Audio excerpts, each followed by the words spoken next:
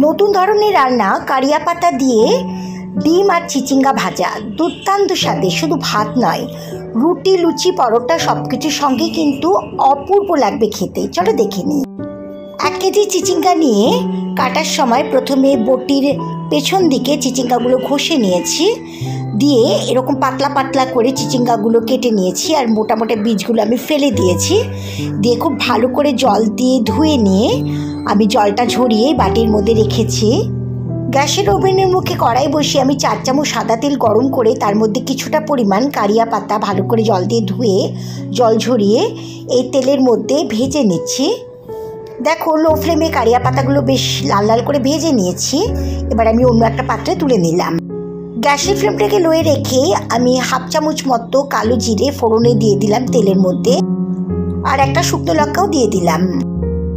2টো ডিম ফাটিয়ে আমি দিয়ে দিলাম তেলের মধ্যে। দেখো, একটা কমলা রঙের বেশি আর একটা হলুদ রঙের, একটা হাঁসের ডিম ছিল আর একটা মুরগির ডিম ছিল, দুটোই দিয়েছি। তোমরা যে কোনো ডিম দিয়ে করতে পারো, কোনো অসুবিধা নেই। ডিমগুলো আমি একটু কিমার মতো করে ভালো করে নাড়াচাড়া করে ভেজে নিচ্ছি। এবার আমি 3টে মিডিয়াম সাইজের পেঁয়াজকে এরকম লম্বা লম্বা করে কেটে নিয়েছিলাম, সেগুলো দিয়ে দিলাম ডিমের মধ্যে। এগুলো বেশ লাল লাল করে আমি ভেজে নেব। দেখো, পেঁয়াজ কুচিগুলো বেশ লাল লাল করে ডিমের সঙ্গে ভাজা হয়েছে। এবার আমি এর মধ্যে 1 চা চামচ মতো লবণ দিয়ে দিলাম, 1 চা চামচ মতো হলুদের গুঁড়ো দিলাম, 1/2 চামচের একটু বেশি লাল লঙ্কার গুঁড়ো দিলাম, এটা অপশনাল, না দিতেও পারো। এবার লো ফ্লেমে সমস্ত গুঁড়ো মশলাগুলো আমি ডিম আর পেঁয়াজের সঙ্গে মোটামুটি 1 মিনিট মতো নাড়াচাড়া করে নেব। আর ভালো করে খেয়াল রাখবো যাতে এই গুঁড়ো মশলাগুলো কড়াইয়ের নিচে লেগে না যায়। এবার কেটে ধুয়ে রাখা চিচিঙ্গাগুলো দিয়ে দিচ্ছি এর মধ্যে।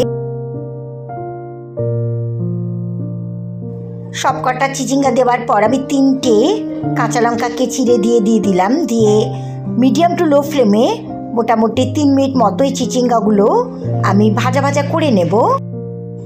ঠিক 3 মিনিট বাদে আমি গ্যাসের ফ্লেমটাকে মিডিয়াম টু লোয়ে রেখেই 6 মিনিটের জন্য ঢাকনা দিয়ে দিচ্ছি, যাতে ভালো করে এই চিচিঙ্গা জলে চিচিঙ্গাগুলো সেদ্ধ হয় আর ভাজাটা ভালো করে হয়ে যায়।